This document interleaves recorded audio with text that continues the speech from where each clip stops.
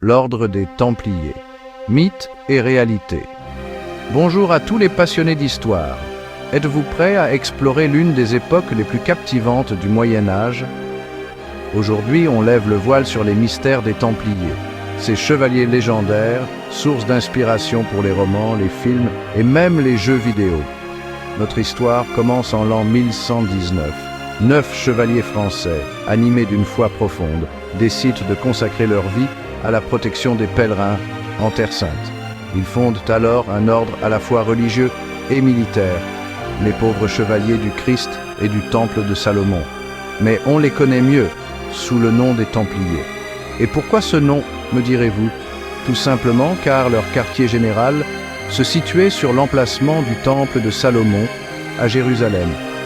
Soutenu par le roi de Jérusalem et plus tard par le pape, l'ordre des Templiers connaît une ascension fulgurante. Ils deviennent non seulement des guerriers redoutables, mais aussi des banquiers. Et oui, des banquiers! Les Templiers mettent en place un système financier révolutionnaire.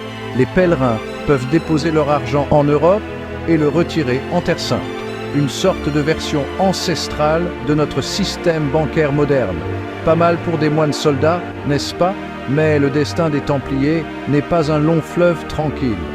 À la fin des croisades, leur puissance et leur immense richesse suscitent l'envie et la méfiance.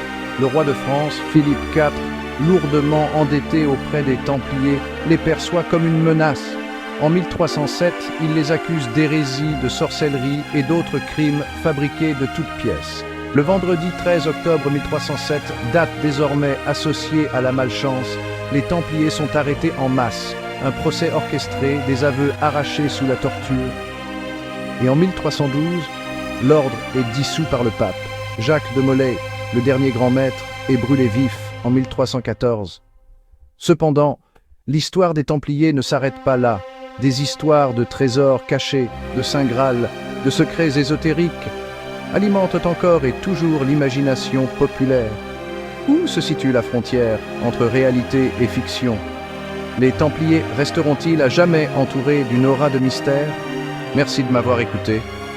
Si cette plongée dans le passé vous a plu, n'hésitez pas à laisser un pouce bleu et à vous abonner pour découvrir d'autres vidéos fascinantes. À très bientôt.